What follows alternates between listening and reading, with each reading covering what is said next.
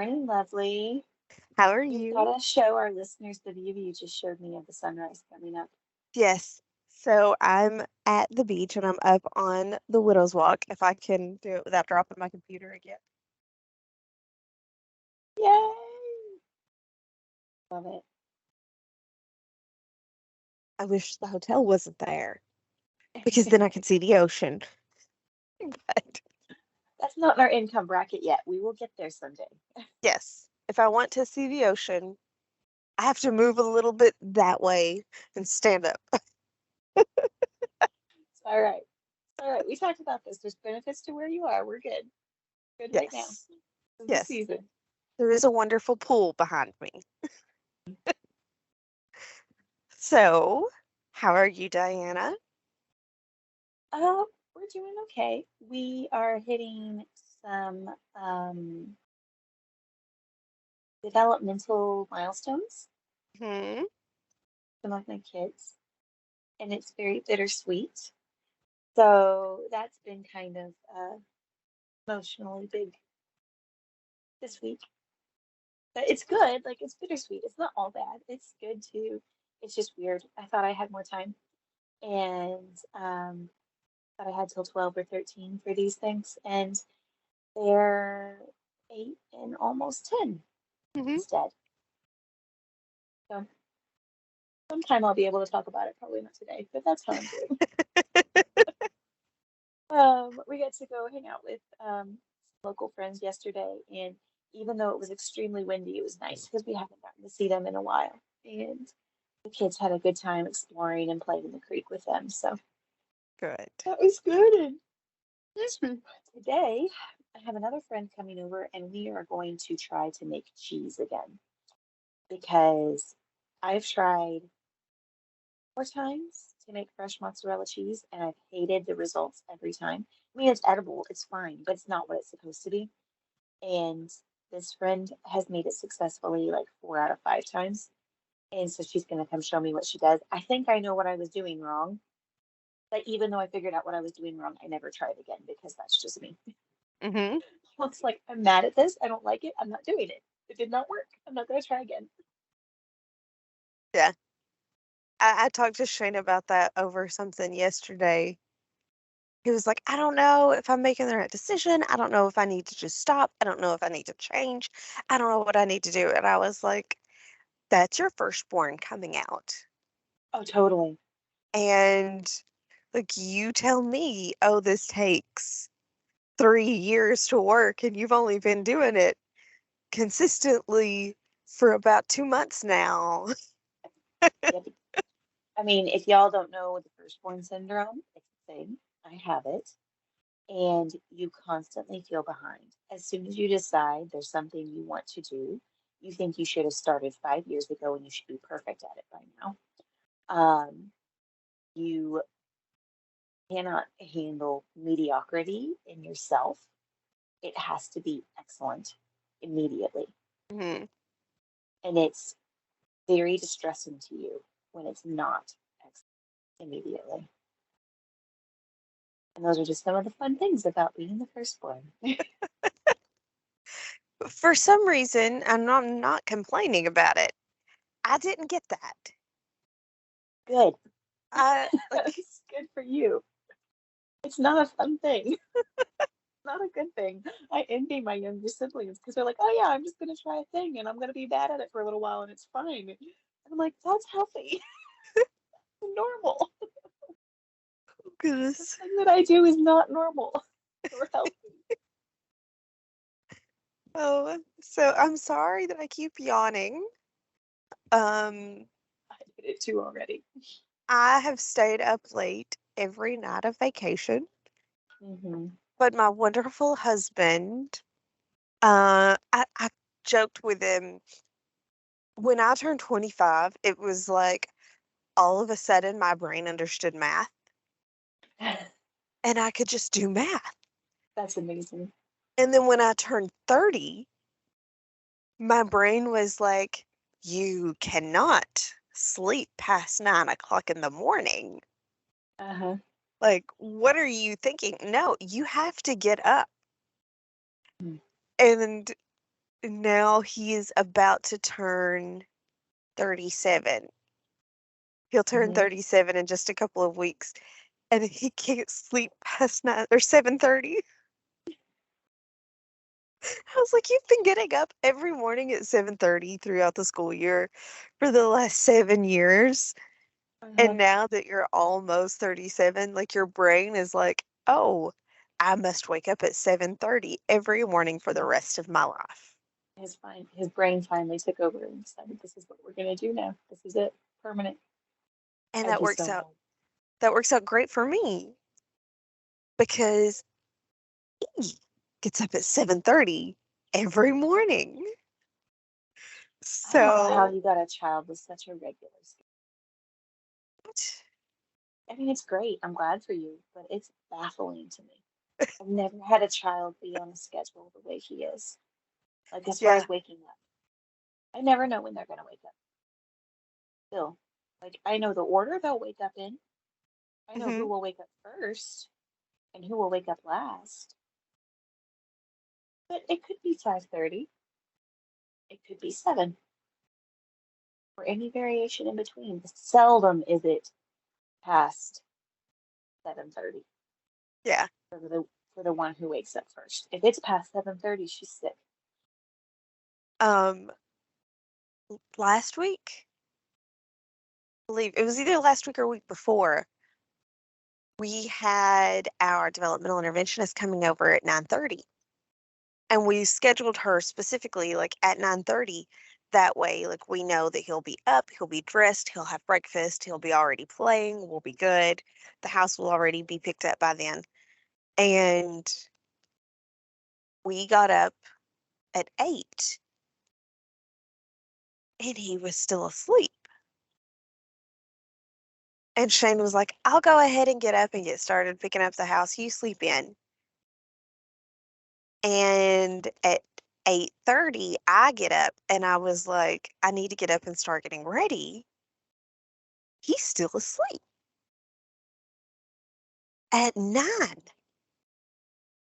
we've got the house picked up, we've had breakfast, we're both ready. And at one point, Shane's like, "Is he okay? Do we need to check on him?" And he's like, "I'm seeing chest movements." And he Okay. woke up shortly after. But it was so bizarre that he had slept that late that we were genuinely concerned. Mhm. We're hitting And the like preteen wanting to stay up later and wake up later season with my oldest. And I'm really glad that I was reading this book called Why We Sleep Mhm. because I would be really annoyed if I wasn't reading this book. And it's a developmental thing. Like, it's genuinely, he's not doing it to be annoying or cantankerous or on purpose. It's your circadian rhythm actually shifts and moves throughout childhood until you hit adulthood. And like you can't control that he doesn't feel sleepy. You can't control that that's when his circadian rhythm goes. And that's helped me a lot with that change because he's wanting to stay up later and wake up later. And like, it's not going to work, bud. We got to figure this out. Um, anyway, I get the like, wait a minute, what's happening? Yeah. What's going on here? I'm still trying, guys, to figure out how to do this setup Uh-huh. because the way that I had my computer set on my lap, the wind kept like catching it. Oh, yeah. So I think we have it. Right? I think Mm-hmm. we'll see if the computer goes Got it. flying. Like, oops. Gonna be okay. But anyway, so today we are finally going to talk about Casey Davis's How to Keep House While Drowning. So, the first time I ever heard of this book, Diana and I were on the phone together, I want to say it was even like in the very early days of recording the podcast. Mm. Wh- And I think it was the day we've only actually accomplished it once that we recorded multiple podcasts in one day. Yeah, And in between, good day. yeah, we were discussing just how frustrating it was trying to keep house and how in the world do women keep a clean house. Excuse me, I also forgot water. But how do women keep a clean house and keep food on the table and keep children clean and happy Mm. and stay look put together themselves? And we were stressing about the current state of our own homes. And Diana says, I just feel like I'm drowning. Mhm. And during this conversation, I'm scrolling through Facebook too while we talk. And I come across an ad for a book called How to Keep House While Drowning. And I Mhm. laughed and was like, Facebook is listening to us, Diana. Always, always, it's always stalking us.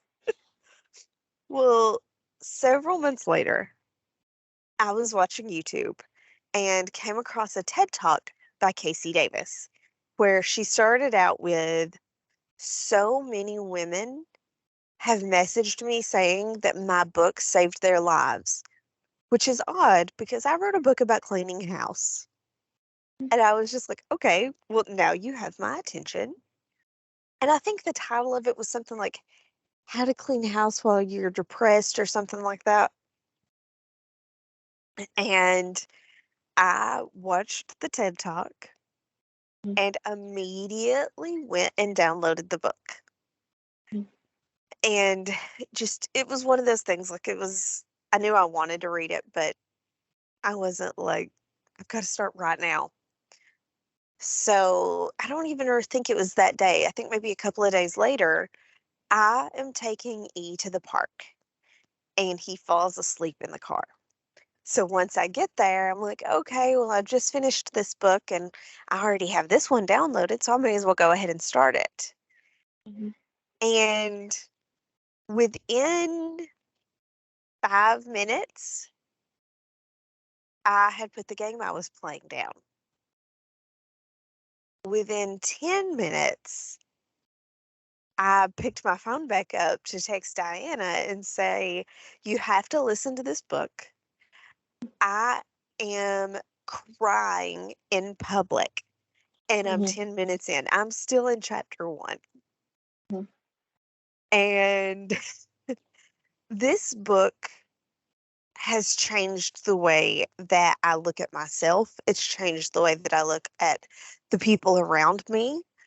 It has changed so much of my own self talk in so many different areas of my life and helps me to understand these behaviors that I've had that I've hated about myself forever. And it has taken a lot of therapy for me to fully understand why this happens and how to forgive myself. Mhm. So, like I said today, we are finally, I read this book in December-ish, and it's a 3-hour I book. feel like it was even before that. It could have possibly been. Um, Because I remember you telling me after you finished it, you're like, this has to be on the podcast, but I have to have a lot of therapy it first. could have been in the fall, I now think that it I'm was thinking before about December. it. It was last year before the end of the year, well before the end of the year. Yeah, Yeah. because we talked about it on your Halloween visit. Mhm. Yeah. Wow. Um, but like I said, today we are finally going to get to talk about how to keep house while drowning. And I feel like I need to read it about 3 more times before I can fully digest and process Mhm. it. And I don't have a therapist right now, but I wish I did. Not because it's traumatic. Like I don't want people to get the impression like this is like we're not saying we need our therapist in a bad way. We're saying we Mhm. need someone to unpack this with. and to kind of go, okay, well, we understand ourselves better and we understand what's going on better, but now what? And how do we deal with the stuff that this has taught us about ourselves? Yeah. Like, how do we process what this has taught us about ourselves and what it's taught us about our history? So, anyway, I just want to clarify for people so they don't think this is like traumatizing, I guess. Yeah. I don't know. In a little bit of a way, it does kind of like shake you up because you're like, oh, that's why. Oh, um, but It's a it's freeing. yes. It's in a way that is freeing and liberating and kind. Like, so, so, so, so kind. So kind. Yes. It's a 3-hour book, Hmm. and you think, "Oh, I'm gonna knock this out in 3 hours." I have read it twice now, and it took me a week both times. Because Hmm. after a minute, I need to, like the first time I read it, I was like, "I've gotta stop, and I've gotta breathe." Hmm. And then the second time I read it, I was like, "I've gotta stop, and I've gotta take notes because I need to remember this." Hmm. Yeah, I'm my first time through was the same thing. I was stopping and breathing. I didn't take a lot of notes. Normally, I take more notes, but I was just like, oh, I mhm. gotta process this. And oh, I gotta process this. Like, anyway. I'm so nervously excited to talk about this. And before we really start the conversation, I just want to say the theme of the book. One, because it's the theme of the book. Two, I want to remind everyone else, like, this is a thing. And three, I need to remind myself as we talk about this,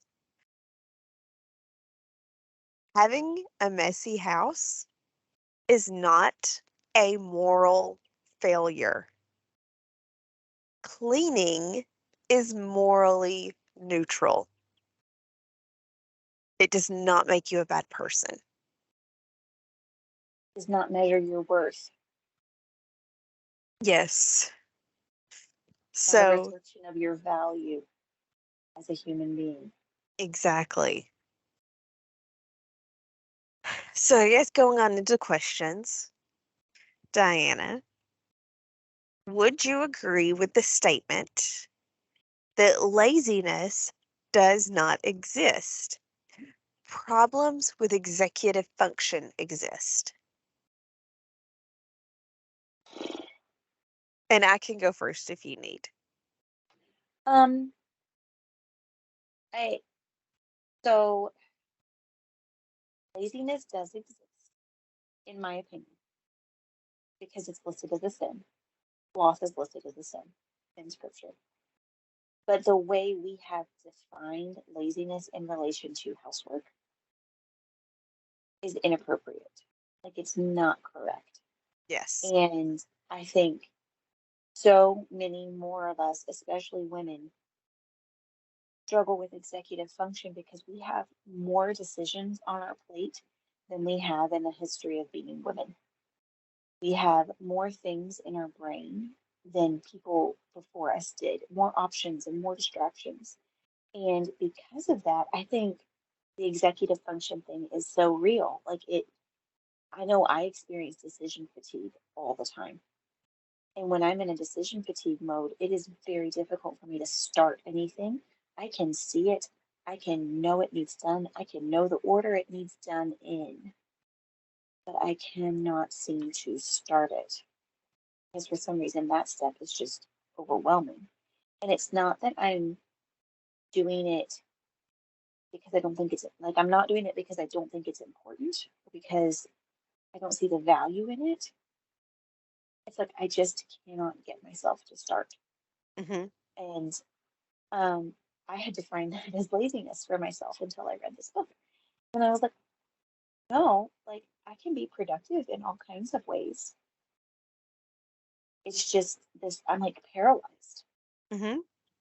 Like it's not that I feel like I want to do the thing. I'm just paralyzed in the thing. So I would say there is such a thing as laziness. There are times that I have experienced probably what I would call laziness, not wanting to do the thing out of spite, but not the correct definition for what I do with my housework most of the time. Yeah. I feel like there is laziness, but there are times where I just don't want to do something because I just don't want to do it. Um, but I think more often than not, what I face is problems with executive function. And something that I've discussed with my therapist is when you are depressed, you feel very fatigued and you don't always see the value in getting certain things done and they pile up. And then as the depressive state is ending, you start to clean and get those things done. And then you have anxiety over, oh my gosh, this is so bad. How could I have been so lazy to let this get so bad? Mhm, And you beat yourself up. And mhm, then you kind of freeze because you don't know where to start and you can't place priorities on anything. mhm.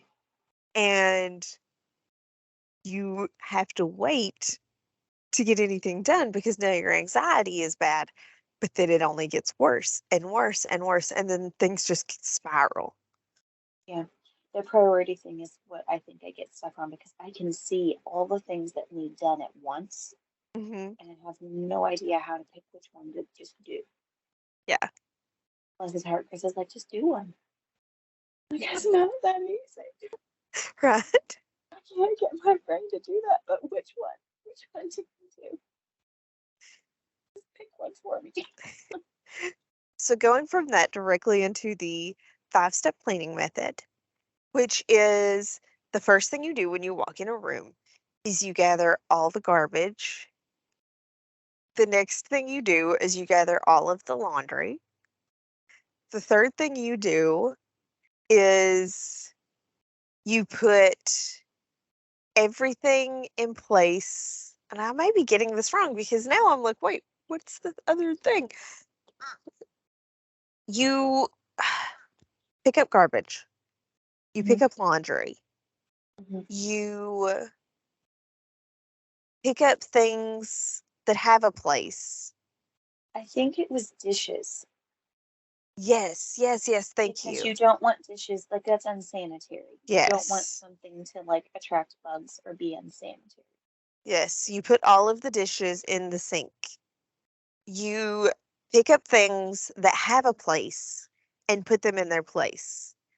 And then you pick up things that don't have a place and you put them in a place. Mhm. That sounds wonderful and easy, and it gives me a good starting point and it makes sense. And I don't know, my husband is one of these types of people, and I don't know what's wrong with him because he can walk into a room and if there is something over there, like garbage, if there's garbage over there, he'll go over and get that garbage and throw it in the trash. And then he sees trash over here, and so he's going to go over there and get the trash. And then he sees something over there, and he goes over there and gets the trash, and then he comes back over here. No. Why? I'm the type of person that stresses me out watching him. Mhm. I have to pick a certain spot in the room, and I'll work counterclockwise. Or I guess maybe clockwise. Now that I'm like seeing it in my head. Either way, I work in a circle. Yeah. I can't hop around. Mhm. That is wild to me. But the 5-step cleaning method is wonderful idea. It sounds amazing. It sounds so helpful. And it really, really is. But I try to focus on that every time I clean now. But the thing that always hangs me up is the things that need a place. Mhm. I tend to get so stressed out deciding where things need to go. And if it isn't already assigned, like I just stand and I kind of look around for a while, and a couple of things I may be able to put into a good place. Other things, I just end up getting so stressed. I just sit it down somewhere Mhm. and that's where it stays for months or until somebody else finds a place for that thing. Mhm. And I would love to be able to just find a place for all of the things, but that's not who I am. Mhm. And so even though like I've basically already answered this question, I was wondering if there was any of the 5 steps that hang you up or that you struggle with and why. Um, I am slowly trying to find places for all the things. Like that's something that I recognized a while back before I even read this book as an issue that would make our lives better is if I want the kids to be productive in helping me keep the house, there has to actually be a spot for the things to be put away. And it's something that Simplicity Parenting actually talks about too, is you need a place for your things, and sometimes that means you need less things in order to have appropriate spaces for your things. Like Mm. if you have a place for your things and they're overflowing your place, maybe you need less things. Um, like the kids' toys. We haven't done it yet, but I have a place for almost all of their toys. Like I have bins, I have these toys go in your room, these toys go in your baskets, these toys go on your Lego table. Like, we have a place for almost all the toys, but we have too many toys. And we have a lot of toys that are no longer age appropriate for the kids. Because for a while, there was a big difference between, say, 5 and 2, and the kinds of toys a 5-year-old played with and a 2-year-old played with. So we kept a wide developmental age group of toys for a long time because of that. But now there's not really such a difference between 11 and 8. Like that difference in the kinds of toys they want to play with has reduced drastically. So we have a lot of toys that just need moved around and on. And I think that will help with the finding a place for me is I'm at the point where there should be a place for all the things. We just have too many things. And that's what gets overwhelming when I'm trying to find a place for the things is they don't fit where they should fit because I'm out of space. Um, I think, yeah, organization is what is usually my hang up is finding a place for the stuff and getting it into its place. Also, like, I feel like I've told all of my people and shown all of my people the places for the things, then they don't get put where the place is. And then I have a mini meltdown Hmm. because I can't find the thing, even though it has a home. And someone put the thing like 3 drawers over from its original drawer. And I'm like, "Oh, can't find it." So I have to work on that, A, with like training my people where things go and my flexibility as we're learning. Um, and yeah, I'm just not very flexible about it. It makes me want to be a control freak and take it over and just put away all the things by myself, but that's not helpful for my kids and it's not helpful for me. So, Yeah.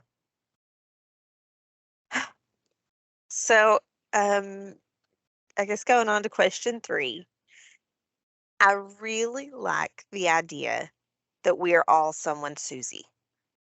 mm, And this was one of those things that I didn't catch really, like I didn't latch onto it the first time I read it. But Casey Davis talks about how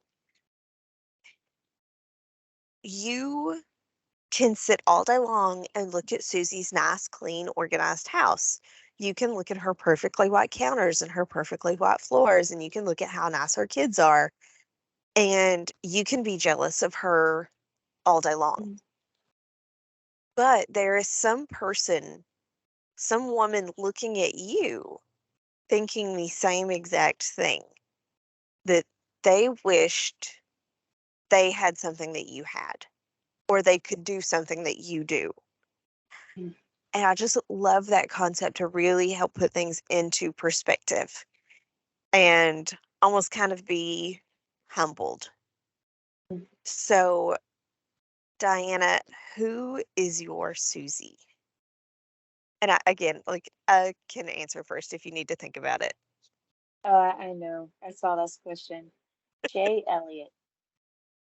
There's a person named Shay Elliott, and she is from the Elliott Homestead. And the woman looks like she does everything. And she's very honest about, I have help for certain things. I don't do all the things. I do have help, but you don't see that very well. And she's also one of those people who I'm pretty sure only need 4 hours of sleep. I don't understand those people at all because I need at least 9. Sorry, I'm all shifty in my chair. Um, so she has started a homestead. She homeschools. She makes all this from scratch food. She's really crunchy. She does all of this essential oil and herbal stuff. Um, she has a dairy cow on her homestead and handles all the dairy milkmaid stuff. She has an awesome garden on her homestead that she preserves a whole ton of their food from. Um, she has a YouTube channel. She has a blog. She has a podcast. Um, she's super fit. Like she just started working out like 2 years ago at a gym so that she could she's like, my body needs to be in shape to do the things that I do. And I've been neglecting my body and I got injured and I can't do that again. Like I can't get injured again. So I have got to start lifting and working out and taking care of my body. And I'm like, why you got to do that on top of everything else that you do? Yeah. Um, so she's my Susie, like all the way. I'm like, I want to do those things. So, um, my Susie is YouTubers. Mm-hmm. Now that you have mentioned the homesteading lady, I'm thinking more about this Mama's house. I love Yeah, her. I yeah. freaking love her. And all 4 of her YouTube channels. She has 4 YouTube channels. She has 4. There's a family channel that she runs with her husband. There is This Mama's House, where she talks about how she runs her household. She has This Mama's Faith, where she talks about like devotionals and Bible studies and why she believes what she believes and how she lives out her faith. And then she has This Mama's Homestead, where her and her husband about a year or so, well, no, not even a year ago, because it was back in like It's pretty December. new. Yeah. Yeah, like Thanksgiving-ish. They bought a house in the middle of the woods, and now she is homesteading. Make it stop. And like she has 6 kids, and she homeschools, and she homesteads, and she does a devotional every day, and she exercises every day. And I'm like, how do you do all of these things? And I I am think what I'm barely, learning is that's all they do. yeah. I think that that's what I'm learning. Like with Shay Elliott, she doesn't go places. She doesn't go on vacation. Hmm. She doesn't visit people. She gets a lot of her groceries get delivered. Like we don't go a lot of places. And I think that's key to it because I go too many places. Yeah. It's home. But I specifically, with cleaning especially, I love to watch Clean with Me's. Mhm. They are just so satisfying to watch and see someone else clean their very messy house. And oh, bless the women. There are 2 women that I really, really enjoy watching. I enjoy watching Jamie's Journey and Mhm. Amy Darley. Mhm. And they do not mind one bit to show you when their house is a disaster. They don't mind to show you when their husband and sons track in mud from baseball practice, or when their daughters have had sleepovers and their toys and toy makeup and everything everywhere. Like, they don't mind to show you that. They show you them scrubbing their toilets, but they make it look so easy and Mhm. quick.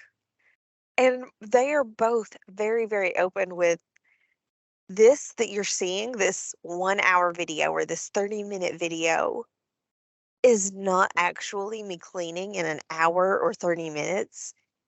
Mhm. This is a week's worth of cleaning. Mhm. You are watching me not be able to change clothes for days. Mhm. That's why I still have the same outfit on. Mhm. You are watching me clean for 5 minutes and cut the camera off and then come back 3 hours later and cut the camera back on for 5 minutes. But I don't always understand that. And I feel Well, it like, doesn't look like that when you're watching it. yeah, Like it looks all neat and put together and smooth, and like you can't tell that that's what's actually happening. yeah. I feel like I need to do a good deep clean every single day. And sometimes I feel motivated and I can get up and get things done, and I will purchase the things from their videos that they suggest to make certain tasks easier. But it, for me, it's really easy to forget that they don't do it all day, every day, Right. Right. and that Right. their Right. Right. house doesn't always look clean. And that the reason at the beginning of every video their house is a mess is because their house has looked like that for days. Mhm. But Jamie's Journey, Amy Darley, and this Mama's House, I don't even know the woman's name, Tabitha something. They are my Susies. Um, question number 4. One of my biggest light bulb moments was the idea that it wasn't a motivation issue, it's a task initiation issue. Yeah. The first time I heard that, my little voice felt so seen. I remember exactly where I was when I heard it because it is now a core memory for me. We were in Lexington and it was before a swim class, and Shane had went in to shop and get some things that we needed and some things that we wanted in Myers. And I stayed in the car because E was napping. And Shane comes out and he is unloading his Myers purchases. And I just cried. And I realized like there are times that most of the time, honestly, I desperately want to complete care Yeah. tasks for myself. Yep. It is not a motivation issue. Yeah. It is a task initiation issue. Yeah. And when I learned that and accepted it and discussed it with Alex, I was finally able to start to forgive myself and seek help. By the way, And Alex is the therapist. Did she talk yes, to you? I've said multiple times this week, and I'll say it again, she does not get paid enough for me. Um, and when I re-listened to it this time, I could finally start to absorb it and her hacks, and I was actually able to act on it. Mm. And I just realized in my notes, I was about to cry typing this out. I forgot to post the question.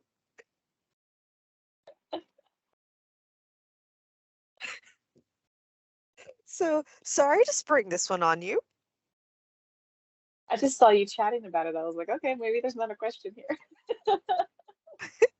I was curious if you had a light bulb moment. Yeah,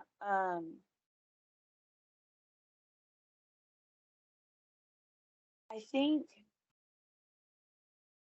one of the biggest reframing things that she did that I connected with was when she says it's not a chore, it's a care task. Yes. That was a huge perspective shift for me because chore has all of these negative connotations for me Hmm. around it. Um, And, she's trying to get you to shift your view of what these tasks are and yourself at the same time. Like she's doing a lot of perspective shifting in this book. And one of the things is like, you deserve to be taken care of. You're a person and you deserve to be taken care of. And these things that you're calling chores are care tasks. They're to take care of you and the people around you and to take care of your home. They aren't moral, they aren't duties. You're not a bad person if you're not doing them, but you're also not taking care of yourself if you're not doing Mm. them.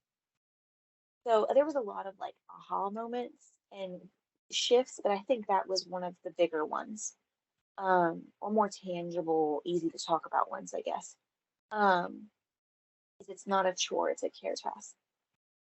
Uh, the way that she talks about like closing duties and the things she does in the evening as a kindness to her morning self, and the things that she does in the morning that are a kindness to herself later in the day. Um, that the idea of being kind to yourself, like these are ways that we be kind to ourselves, taking care of our bodies, taking care of our space, making our space functional for us. Um, that those are being kind to ourselves. And I want to be kind to everybody around me, but I'm not very kind to myself. We've talked about this on the podcast before. I have a nasty inner critic voice that's constantly talking. And a lot of this book directly addressed that inner critic voice and where is it coming from and what's going on with it. Um so I think that one, and then also she talks about if your motivation work is shame, your motivation for cleaning your house and taking care of yourself is shame, then she can guarantee you're also resting in shame. Mhm. And that's not actually rest.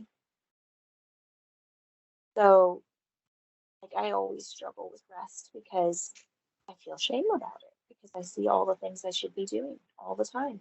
And I'm not doing those things. And so I don't actually rest very well because I feel shame about stopping and resting. So that was a big one too. She's like, you need to, and this is a concept I've been getting work on from multiple angles. Like there was a lady at Teach Them Diligently that was talking about she's learning that work and rest should be more like inhale and exhale than like rest is something you earn. She's like, that's not how this works. That's not how you function. Like you need rest just like you need work. And just like you need to inhale, you need to exhale. And inhale is your work and exhale is your rest. Like that's how it needs to be, this rhythm back and forth. So there was already kind of that seed planted. But then her talking about that was like, well, if you need to rest, then why are you feeling shame about it? Like if you already know you need that, that it's a priority, then why are you feeling shame about it? So yeah, there was a lot of those moments, but I'd say those were probably two of the ones that are coming to the forefront of my mind. Yeah. So, for my last question, and it is kind of loaded. I'm glad that you read it earlier, like read through my notes earlier. And I don't want you to feel like you have to answer. But has reading this book changed the way that you care for yourself or your home? Um, I will say not yet. Like I need to read it twice more Mhm. Yes. Yes. before I can really implement the things that she talks about, just because there's so much perspective shift that she encourages that that's the thing that I need to absorb first.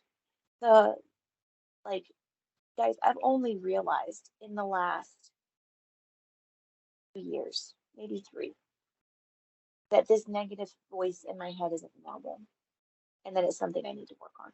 And to me, that sounds like a long time, like I should have fixed it by now. But in reality, that's not very long. Um, so this is like for me one more step on that journey and progress of rewriting my inner voice. And I love it because it has given me like a script. And I need that. Like right now, I need an actual script of, um, no, you're not going to be mean to yourself about this. This is not a moral task.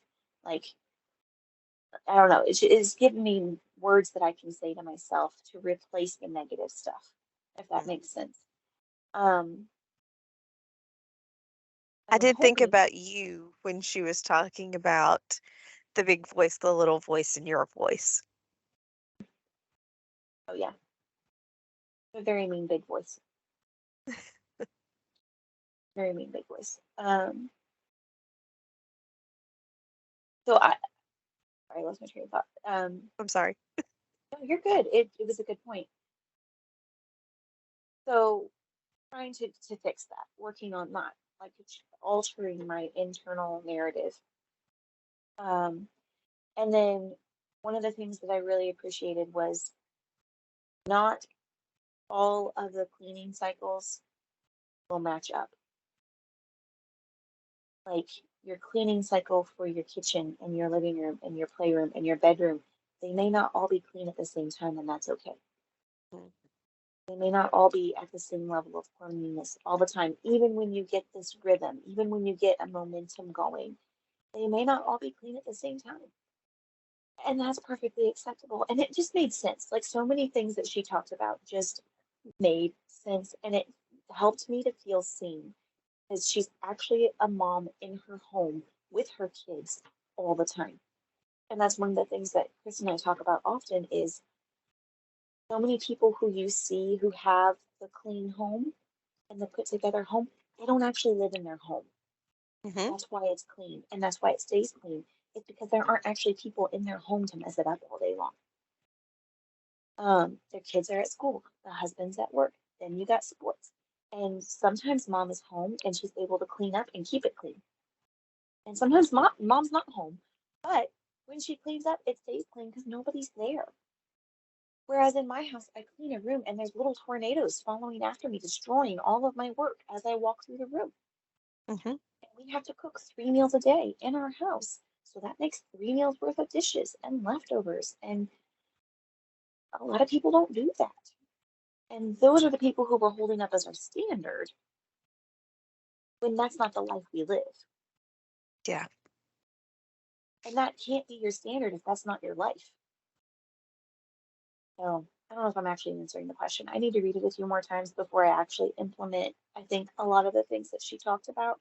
Because Yeah. right now I'm still just grappling with the mindset shifts, which are great and good, but they are also hard because I'm 37 years old.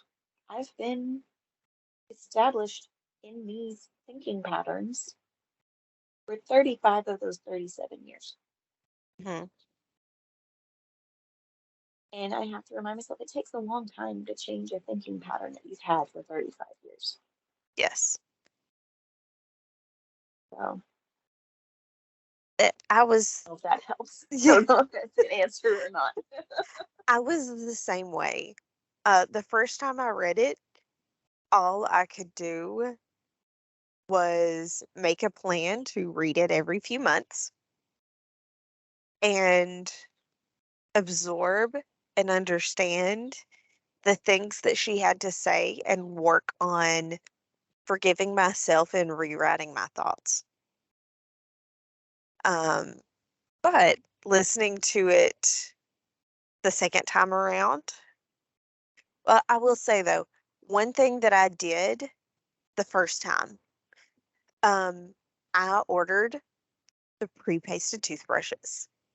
That's tempting. Y'all, it's kind of embarrassing. I struggle with brushing my teeth twice a day. Like I don't most days. Yeah. I don't know Um, why. I just don't.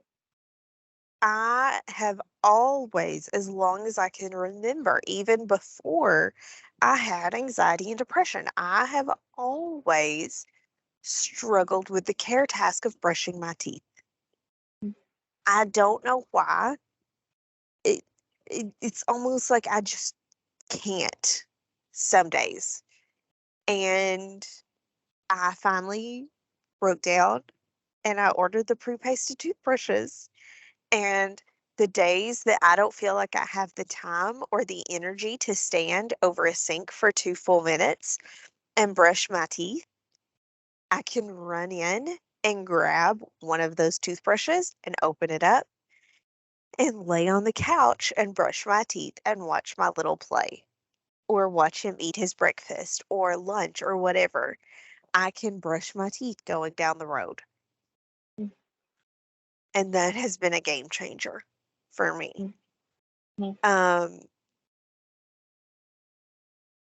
the other things that I have done is and this is things, I guess the first time technically I asked for help, back in January, I had my mother and my grandmother come over to help me clean house because I have done this for as long as I can remember.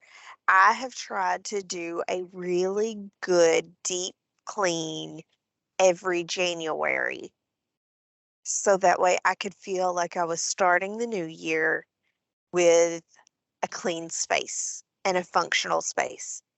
And I have tried and tried and tried and just haven't been able to do it myself for the last couple of years, ever since I had a baby. So this time I asked for help, and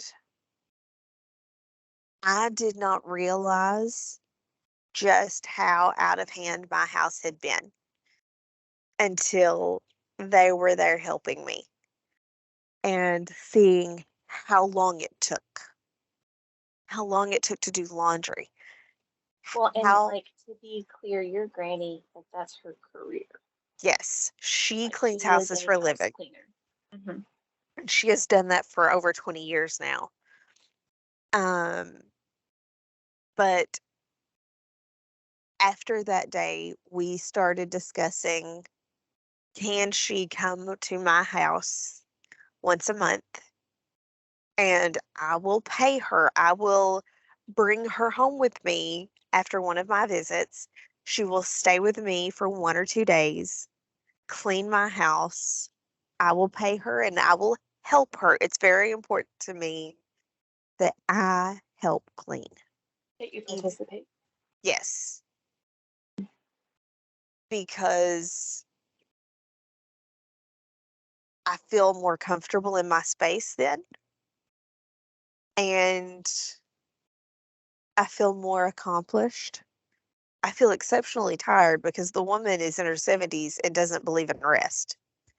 And logically, it makes sense because you know your space best and you know where the right place for things are. Yes. Like she can make a pretty educated guess on a lot of things, but you know where things go that she doesn't. And I take that last statement back. She is not in her 70s. She is in her 80s and does not believe in rest. She does not stop for anything. I have to make the woman stop for lunch. And the last time she cleaned, there was a day that she refused to stop for lunch. So there's that. But Can't imagine her I, even inherited these moral ideas without being Amanda. Can you right? fathom that? Like, why would you feel like there's moral issues connected to cleaning? But we were able to set it up this last time, and it was right as I was finishing up reading this book the second time through. And we scheduled it to where she was there cleaning on the last day of school. And that's important because my husband is a teacher. And so she was there the last day of school to help clean. And part of the next day while I was gone, I helped clean. I started before they got there the day before, and I had to leave for several hours. I helped clean that morning, but I had to leave for several hours to go to swim class. He had to leave for even longer to do some stuff for our church and to help out his dad. So the first day that we had no tasks, the first day we neither of us had to work, nothing was scheduled. Mm-hmm. We got to do that in a clean house. Mm-hmm. And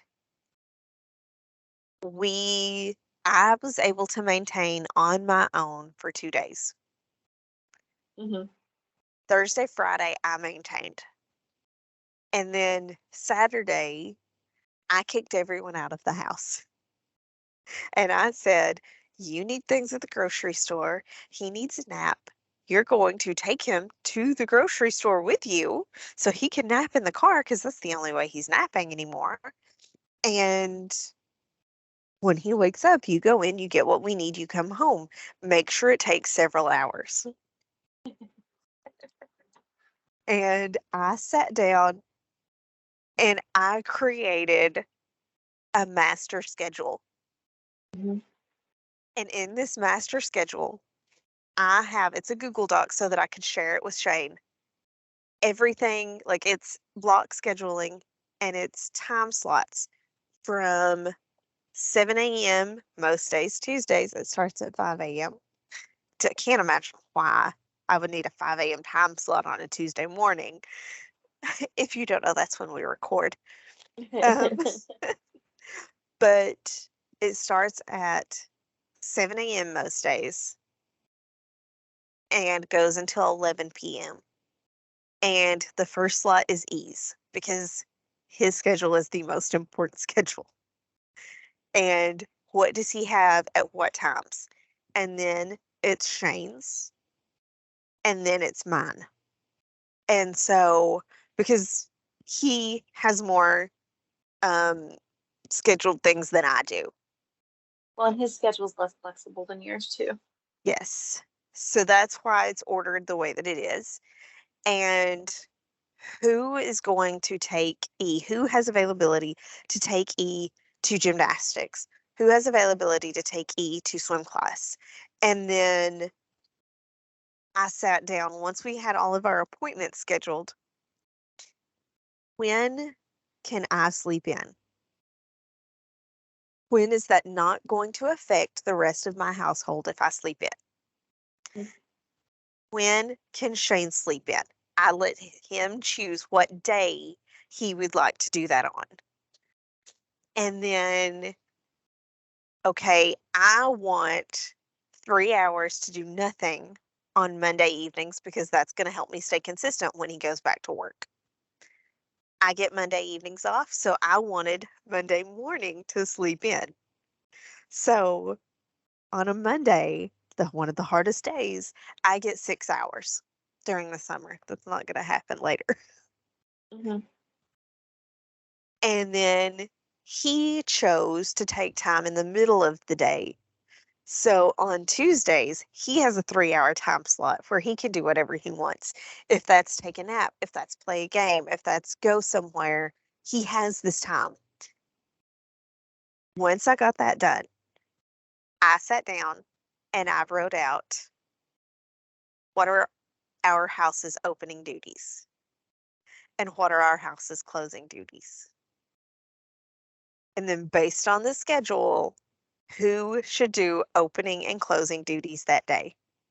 Mhm. And like that's the master schedule. I then created a weekly schedule where I copied and pasted and filled in everything else that needed to get done after that. And then looked, okay, if I'm getting this time on Monday evenings, I can't really do closings, Mhm. but I also can't do mornings. So he's going to have both that day. But then on Thursday, I'll do both. Mhm. Um, or maybe it's Wednesday. I don't know. There's one day that I'll do both. So we each have a day where we do both to give one person a complete break from it. And this has been a game changer in our house. My house has stayed clean for 2 weeks. And we have broken down on Mondays, we do clothing laundry. On Tuesdays, we do sinks and tables or counters and tables. On Wednesday, it's a hard day. We have a lot going on. We clean the toilets that day. Thursday is we clean the floors good. I'd like to steam my floors. we sweep every day, we mop when we need to, but that day we do a good clean on our floors. And then Fridays we clean like linen laundry, so sheets and towels. And that is done in opening tasks. It's at least started at opening tasks. And it's just been mind-boggling how much simpler this is. And I could not have done it had I not read this book. Mm. And I feel like I've gone on and on and on about it, but I like these are just things that I've been able to change Mm. in the last 3-ish weeks.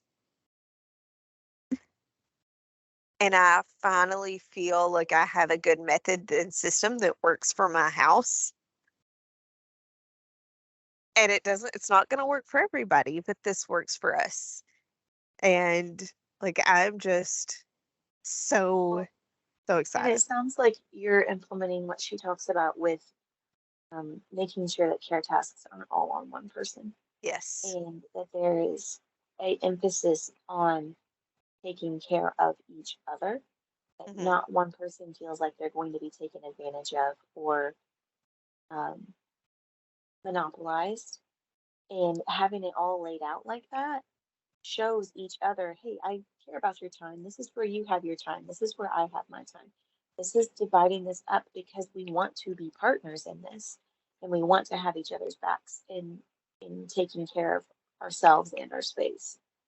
So know that that like has been that's a challenge for couples to feel like this is a mutual thing going on in the home. Yeah.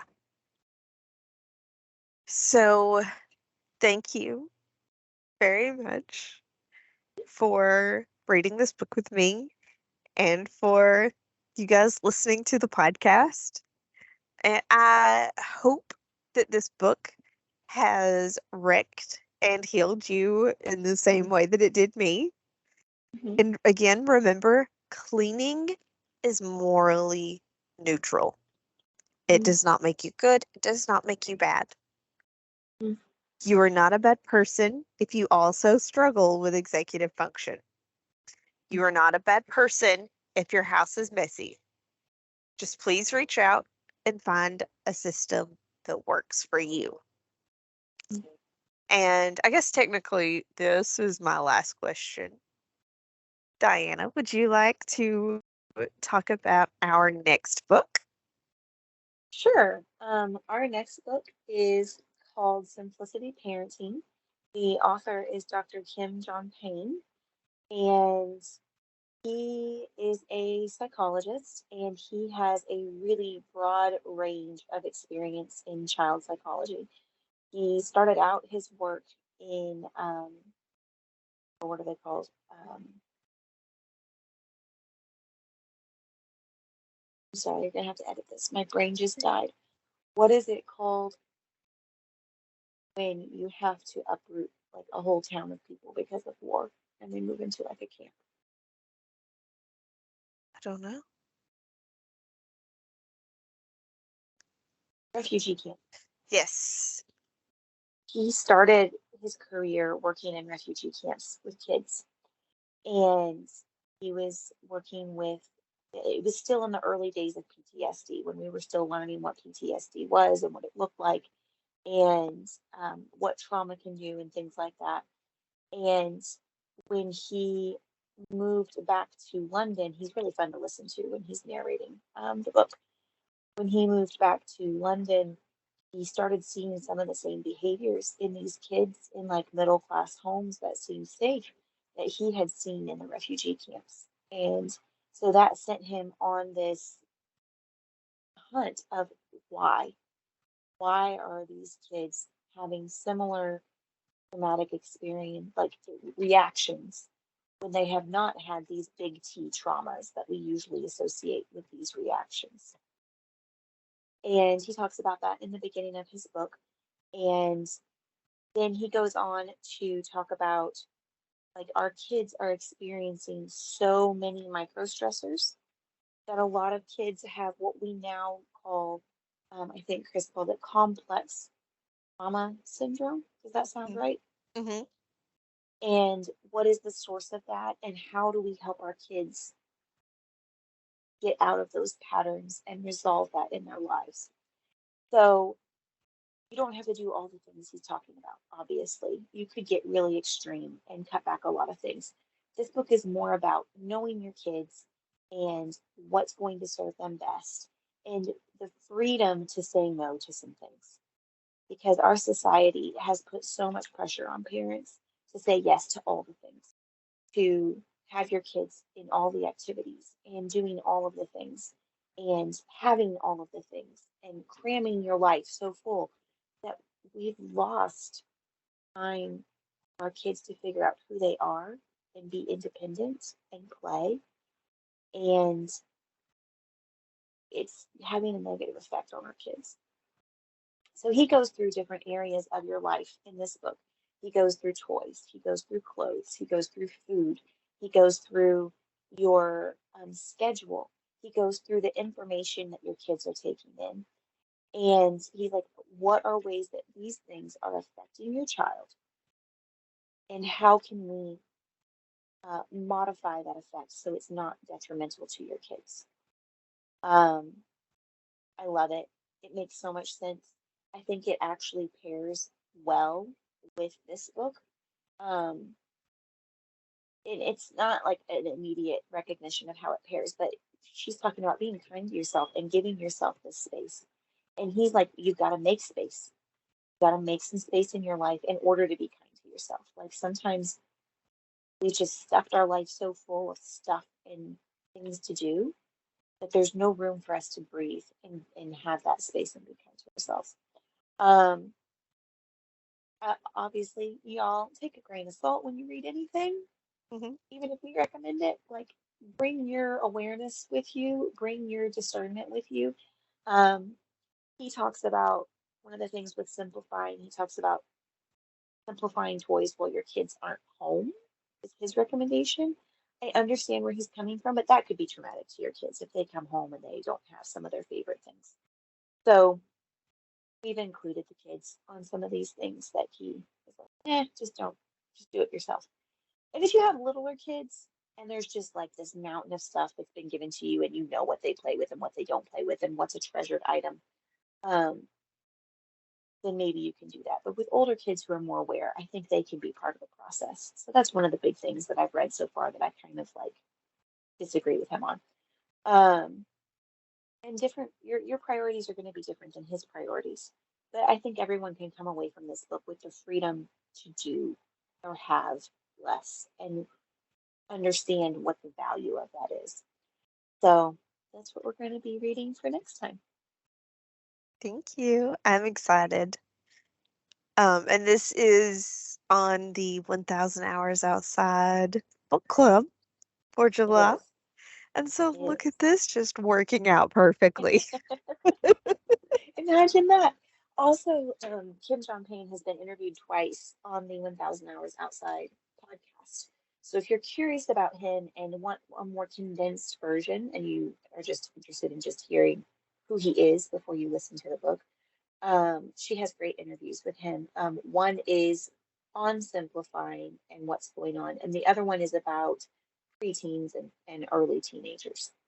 And they're both great interviews. Okay. Alrighty. Well, thank you very much. And again, thank you guys so much for listening. And I hope you guys have enjoyed it. But I think that's all we had for today. It is. You guys go, and I hope you find beauty in your unvarnished life this week. We love you, friends. Bye. Bye.